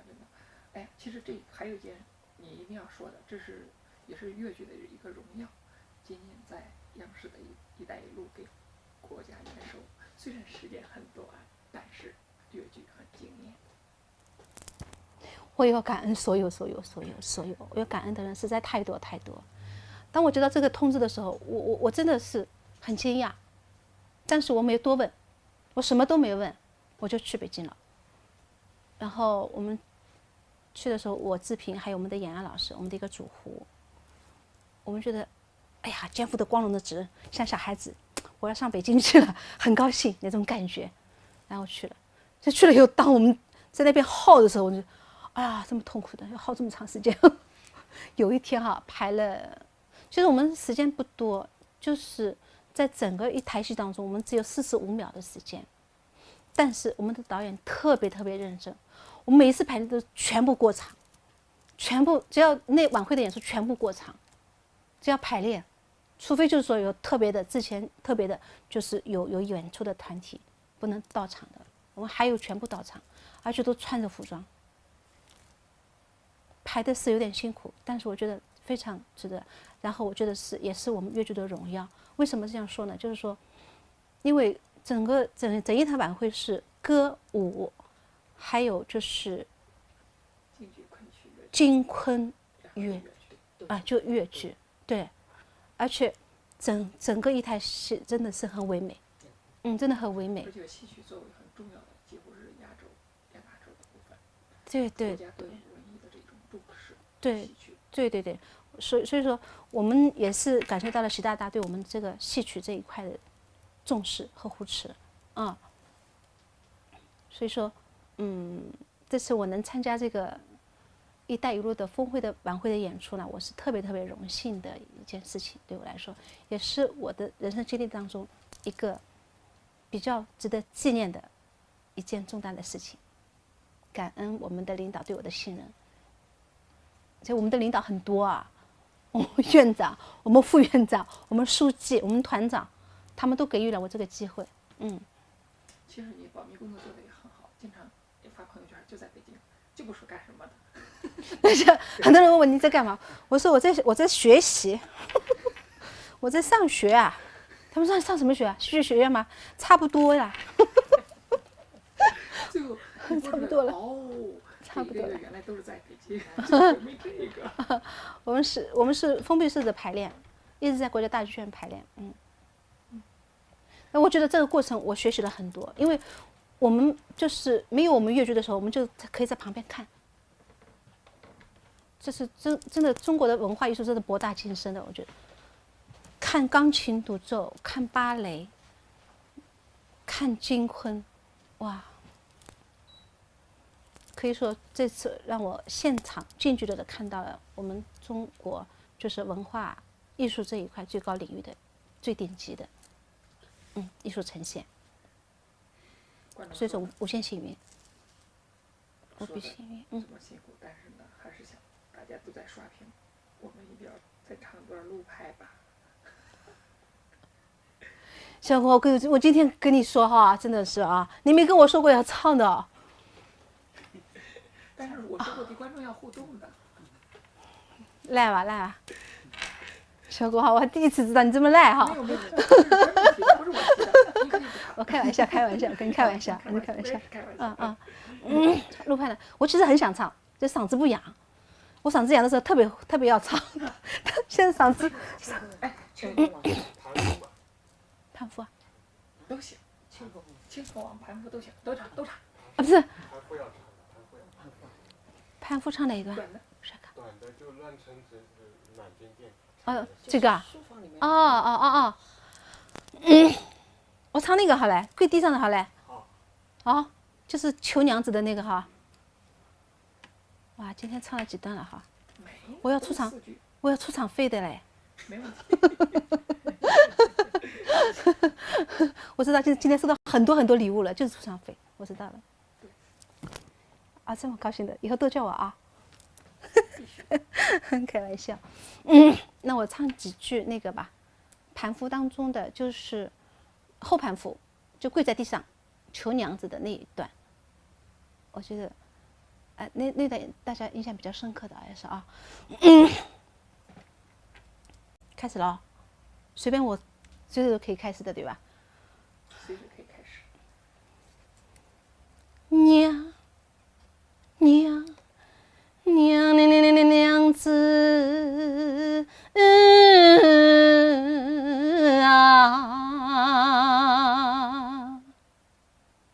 休怪真用无情意，多只为血海深仇心头结。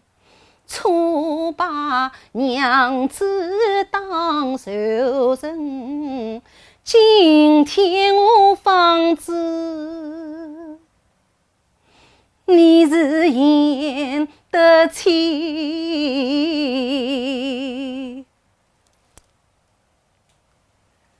谢谢。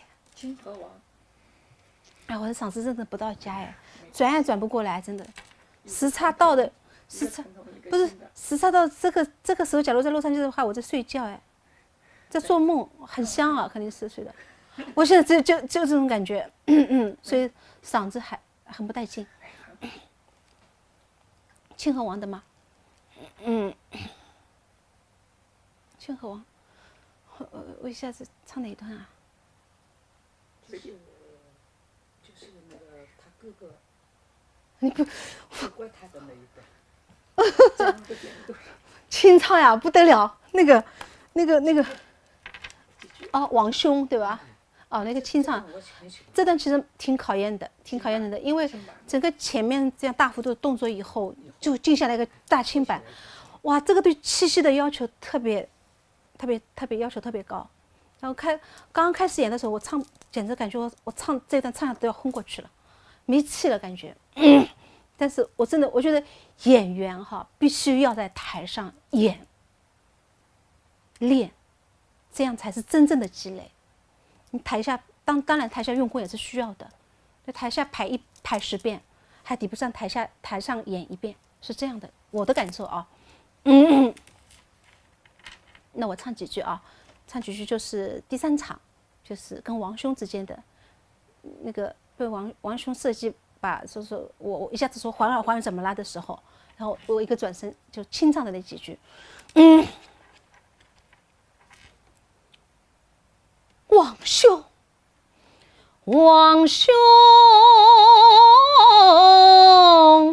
啊，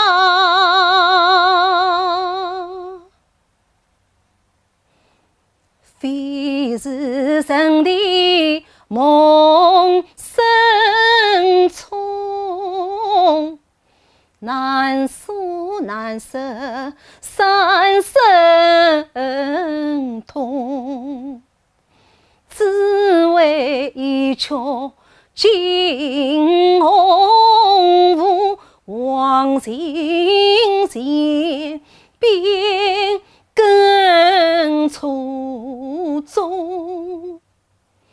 煞非是皇上将他关出宫，此梦早已付东风。煞非是他受欺凌并将死，岂为谁的在相逢。谢谢，气太不够了，我感觉我气不够，好想你继续下去的。我下次再来哈，留着下次再唱。但是呢，还有一个重要的事情，这一次美国之行，包括你以前的去的讲学的，怎么也得跟我们这边的观众说一下吧。可以。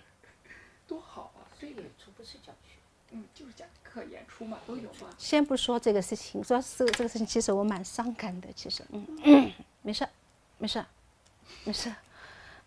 其实最早是09年的时候，我也是很幸运，就是那一年参加央视春晚的时候，就是唱了那个《三代新郎》这么一段。北京有一个老伯伯，80高龄的老伯伯，其实他一直喜欢京剧的，豫剧唯一喜欢的就是赵志刚。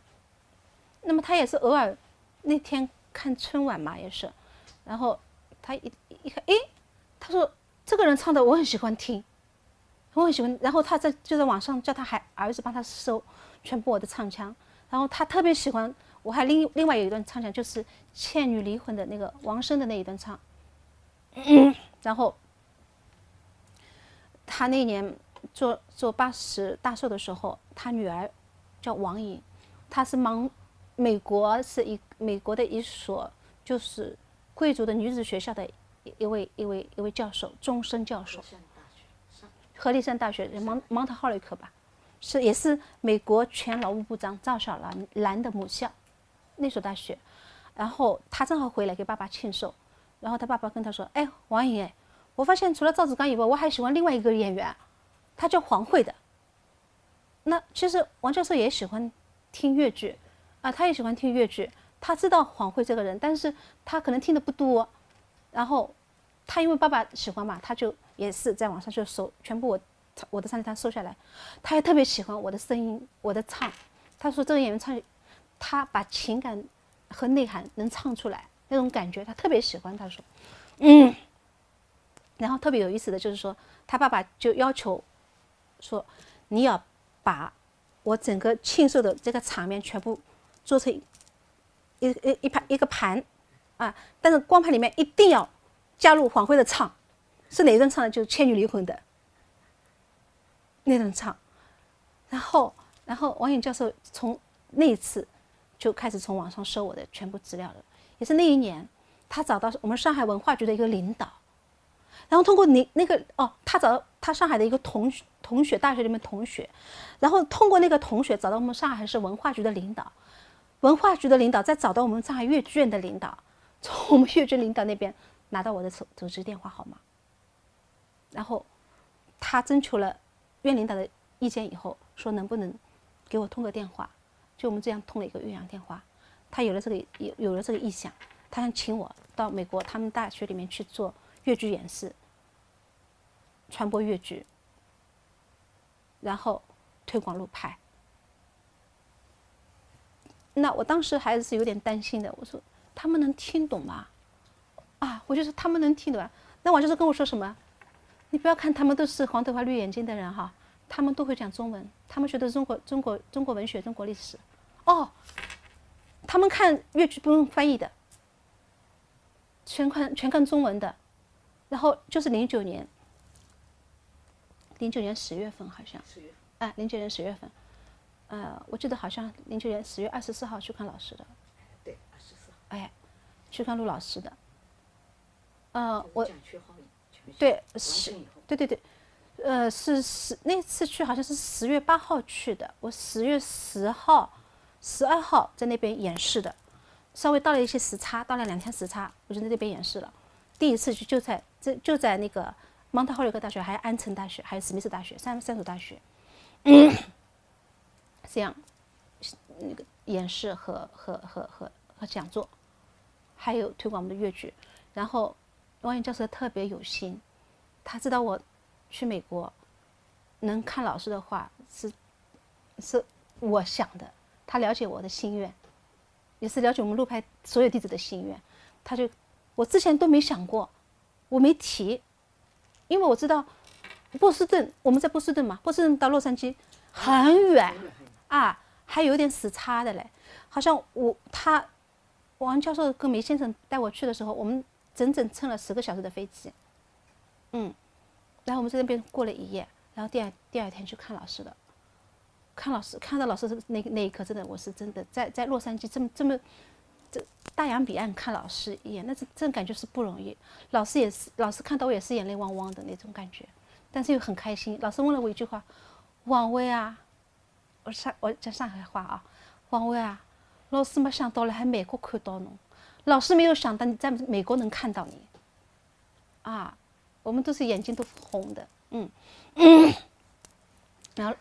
然后老师他们师徒同盟那种场面肯定是对，那么老师呢又是觉得，哎，我的弟子很不错，很荣耀，能到美国大学里面来讲学，那我就跟老师说，我说老师，我真的像你所说的，我们很感恩观众。我说王云教授只是一个观众，但是他在这边教学，他还去教中国文学、中国历史，他觉得他有责任把我们中国最精彩的、最经典的文化传播到美国去，特别是大学里面去。所以说这件事是我们是要感恩王老师、王教授的。陆老师真的很感激，然后讲了很多，就是说，陆老师就是像照顾自己的孩子一样的，跟王教授说，要多照顾好我们黄慧啊，还叮咛他哈啊，因为好幸福的。真的那一刻真的好幸福。但那一次去也是匆匆忙忙的，跟老师见面大概聊了本来老师给我半个小时的，因为老师的骨质疏松很严重，他不能坐多久，但是我们聊了40多分钟，啊，然后当我看到老师这样坐在那边歪来歪去的时候，我觉得老师可能已经很难受已经哈，但他不舍，我看到他的眼睛那种不舍。那么我就跑过去跟老师抱，我一抱，我整个把老师抱起来了，真的抱起来。老师人又瘦啊，老师，我说老师我走了啊，你这里多保重，我们可以通电话啊，我就走了。这样走的时候，我们真的是都流泪了，因为我也没想到什么时候，我不敢想什么时候再能去看老师一次。那么后来就2011年的时候，王教授又邀请我去做什么呢？他们联合武校，在波士顿那个地方又联合武校搞了一个巡回的讲座和演示。那个时候王教授也想陪我去看陆老师的，但那个时候老师就拒绝了。那倒不是拒绝，因为老师觉得，我们走这么远的路，他不忍，他那种不舍得、不忍心，然后一会儿就走了。他不想有种分别的感觉，我能理解。他就是感觉，不说了，反正那一年就没去啊，那一年就没去看老师，就通电话。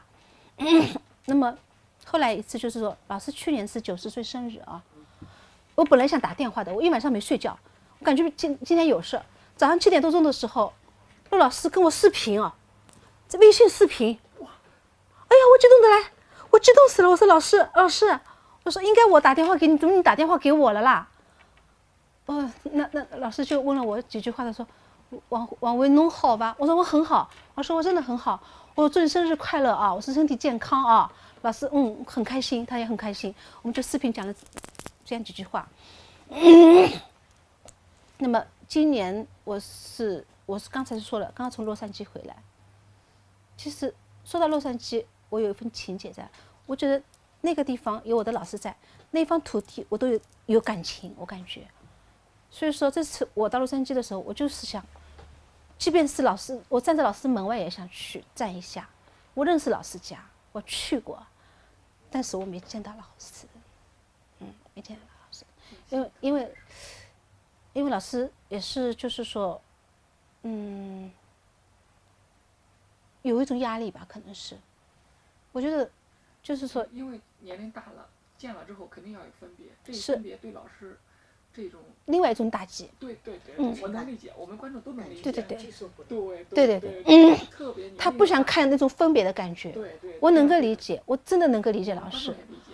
老师拒绝我了，没让我去，他说来打个电话就可以了，啊，所以说这次我是带着遗憾回上海的。但但是我有一句话就是说，我只要老师健健康康的，对啊，什么都好，即便我没看，啊，我也可以每天为老师祝福，让老师健康长寿，啊，这是我们弟子最大的心愿。是，心时刻在，心是静然是相通的。对，所以说我在冥冥之中，我觉得老师一直在祝福我。我每次的演出，我觉得还都很挺顺利的，包括我前2年就是演上飞翼那一年，就是第1年的时候我还好，第2年演上飞翼的时候，绝对身体不好。我每一场演出就是感觉自己，我今天上台了，我可能就死在台上了，我是这样想的。那种感觉就是说，然后很多人就问我，那你为什么不请假呀？我说，我觉得我去查没有什么问题，医生说你没什么大问题，只是人累而已，虚弱而已，你休息就可以了。这有时候还是一种太入戏，还有太疲劳。但是人类姑娘看到我的时候，她也心疼，整个人是灰色的，然后不断的冒汗，这是一种虚，然后老是心慌那种感觉。然后每一次演出，我想今天肯定不行了，今天肯定倒在台上的。我就想了，真的每一次演双飞翼是后来呢，但现在是没问题了哈。经过后来就是说，我真的遇到了很多朋友，都是每次看无论视频也好，现场观众朋友的反馈也好，我们没看出来。所以说这是一种病态。对，我是拼了命的。对，小郭，我真的是拼了命的。对啊，就没有坚持下来。我一鸣惊人是整个人是抖，每天都在抖那边那种感觉是，所以导演就跟我说，黄老师，你的状态是有理的。我说我肯定有理的，我感觉我要倒下去了，然后我整个人是半边是麻的，我是担心自己中风了，我是担心这个你知道吧？然后我跟导演说，导演就说黄慧没关系的，你假如这个我马上去看医生。我说看医生就不至于吧，我能坚持就坚持吧，因为我觉得这有个延续，你说是吧？比较要有一个完整性，我想坚持的。我都理解大家来拆散不容易，到后面的时候实在坚持不了，整个手脚都是麻，都发麻。哇，导演就我们那个导演特别好，就跟我说，黄慧没关系，我说我找人，导演我找人，我找我师妹，然后我一个电话打给廖青，师妹很好，她早上还在睡觉，被我打醒了，师妹快赶紧帮忙来啊！你有演出吧？他说师姐有什么事？没有演出，你赶紧赶过来。那个是绍兴嘛，绍兴到杭州还有2个多小时的车程的，还有点时间的，1个多小时是吧？我说你赶紧过来帮忙。他一点都没说我不行，我怎么样？没有。他说好，师姐你放心，我赶紧过来。然后导演赶紧打电话给廖青了。哎呀，我说我真的很感激师妹帮了我这个忙。完成了这么一个这么艰巨的任务。一个人不说2家话。是的，是的，是的。观众也说了，我们也不想你这么心累身累，但是呢，这个令狐桃对你的从艺以来的艺术人生太重要了。这个角色，因为这个角色非常复杂了，还是挺有挑战性，挺有挑战。师兄令狐桃的对吧？观众一直在说，但是我还是想替观众说出来，知道你很累，先喝口水。我们讲的差不多。这是我们小郭对我的奖励，我知道。因为大家都心疼你。好，那我再唱几句师兄的唱，我们作为一个结尾好吗？哪几句比较印象深刻？对，随便唱。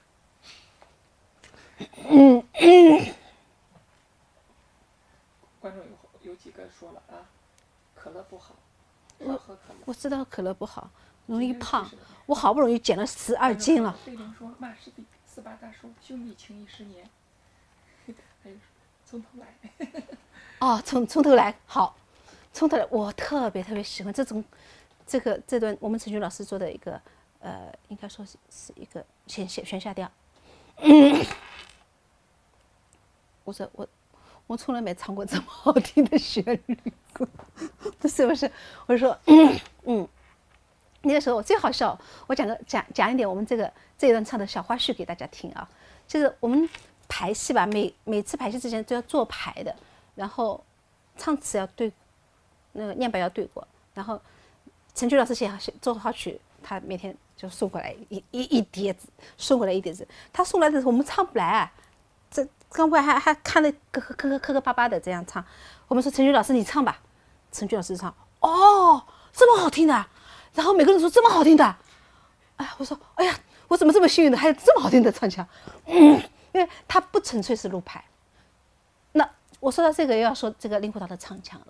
昨天还有朋友在问我，令狐桃的唱到底是什么派啊？没有派，是为人物所做的这个腔。因为我们那个时候就是说定位成是不是张派老生，是不是许派老生，还是陆派的陆派许派陆派许派这样的结合的一个老生，都不是。我说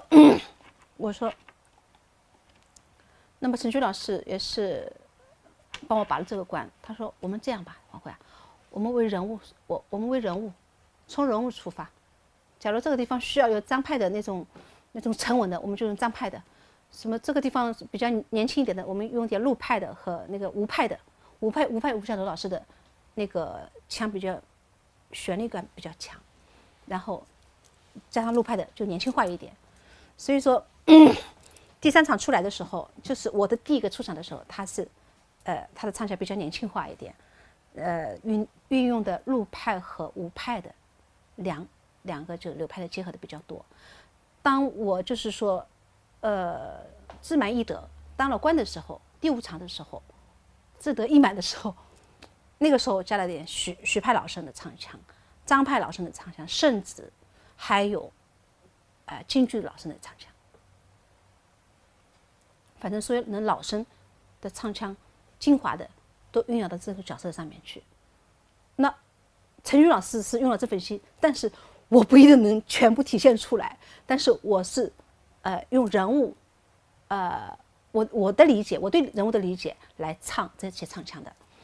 然后现在事实证明，就是观众都能接受了，不一定要什么派，只要是人物的都能接受。然后到最后一场20年以后那段弦下调的时候，这个里面更多的加入了京剧严派的那个唱腔旋律，我觉得特别符合这个人物。我唱的时候也特别过瘾，但是每一次唱这段我都达不到那个第一次听到那个感觉。为什么呢？我第5场和第6场抢妆抢的整个人喝一口水的时间都几乎是没有，我不喝水，全部就是因为你勒前面是勒头的嘛，全部拆掉，然后粘头套，然后白胡子全部，我是用扯的，不是人家说说胶什么酒精，不是，我们是这样扯，然后扯啊提啊这样弄上去的。然后就唱一段最后那一场，观众都心疼你，不要唱太长。好，唱几句啊。让我想想台词，不要忘记掉，好，忘记好丢脸的。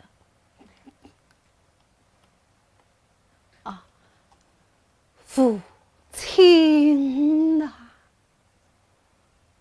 许怪我怨恨你3儿身在，皆因往事难舍问，10年兄弟心你深，更恨他本为你是郎才。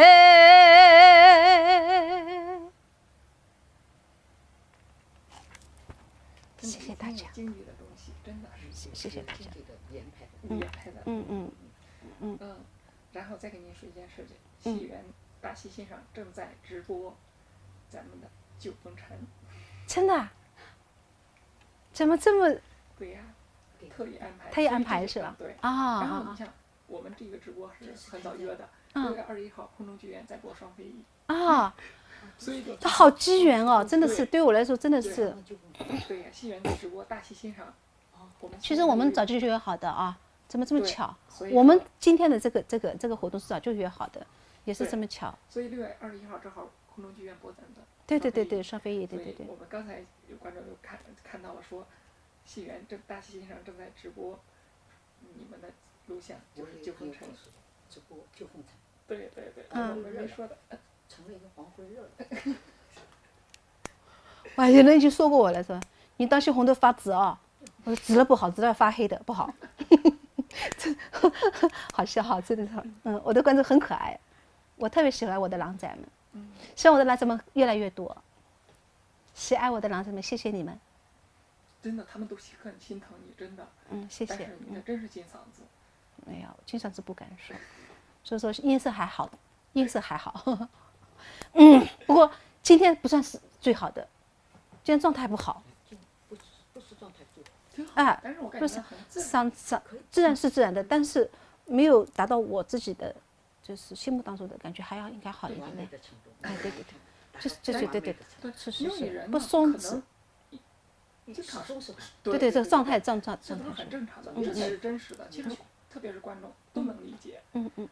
所以说清唱呢，其实就是给我们观众的一个奖励。哎，讲了这么多，唱一唱的，然后呢，今天特别的辛苦，但是我们是特别的开心。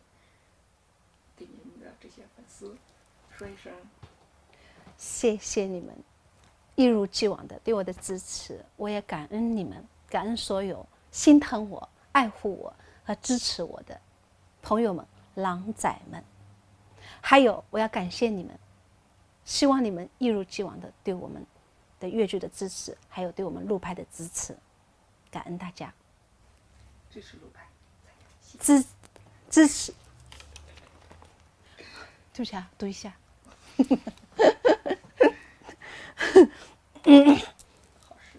关键，我还要重点事情要说3遍，对吧？我是刚才说了1遍，我这次重复2遍好不好？其实我台下还蛮可爱的，蛮调皮的。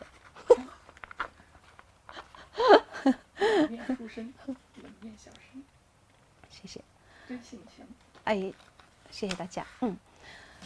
请各位听好我接下来要说的话，记住，7月戏园有一场非常精彩的活动，什么活动呢？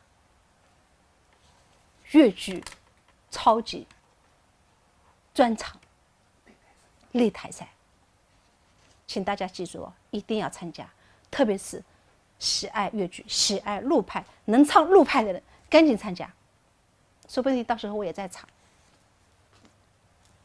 谢谢你们，感恩大家。然后这个大家跟你交流的话，可以在戏园关注你，有什么事你们可以交流，直接给你发私信的。哦，这样的。对呀，你现在是我们戏园的艺术家。是的。对呀，可以直接关注你。几号？7月几号？7月份，整个7月份都是。整个7月份。对。就在戏园上面就可以关注你。关注哦。您现在就是已经是我们戏园。啊。就是名将了嘛，戏园的名将了。对呀。大家可以关注你，跟你去交流。哦。哎，好。人家还说这么正经。太正经了是吧？那我长得比较正经嘛。他们说都不适应了。那怎么样？大家都喜欢呢？其实都喜欢，怎么样都喜欢。其实首先今天是所有访谈节目当中最放松的一次。真好，我们就爱这样。真的，我不喜欢说问我几个问题，哎呦，那要命的，叫我系统的回答什么几个问题，哎呀，我不知道怎么说。问题啊，还有问题，说了一个问题了。老师教嘛，我们戏园有机会请黄慧老师给大家教唱经典的陆派唱段，我们还会做直播。让我说，你说好吗？好吧。怎么不情愿啊？应该说好啊。不是我一直是一种我其实虽然说是黄大胆，但是我很不自信。为什么呢？人家一直问我说你为什么不收学生？我说我不敢，因为我觉得我自己还不够好，我不能误人子弟。我一直这样认为，真的是。但是我最近很大胆的收了一个学生，一个10岁的小孩子。哇，祝贺很好。嗯。今天你少说了一点，简单的补充一点，张毅，你少说了。哦，你说要介绍一下他的。哎，对对对对，他是叫过他的，还来得及吧？黄辉叫过他。没事，你说过就说一下就行，来得及呀。啊，你可以我们也没限制你可以那个啊，哦，说到张毅哈，我跟张毅其实特别有缘分。他有那个时候他还是一个高中毕业，在上哦高中专。其实有一年吧，就是说他正好到我们越剧院来看我们排练，他正好站在我们拉大贝斯的那个老师的旁边，我以为是那个老师的女儿，跟他女儿长得还蛮像，然后说哎呦，我说于老师这是你女儿啊，然后贝贝跟我说，张毅跟我说不是，那个很胆怯，很青涩。哦，我说哦，这样就是哦，那我认错了，就没说什么。很巧合的就是说有一次我们那个时候正好是我在我们附近的一个附近的一个公交车站旁边，诶，我说怎么在这里看到你啊？他说何老师，我住在这里，我也住在这附近哎，啊，我们难道是邻居吗？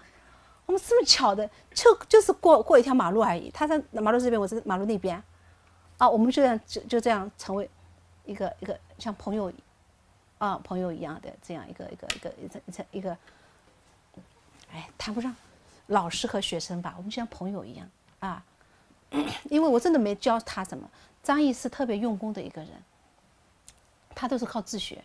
然后我很佩服他的一点就是说，他的速记能力特别强。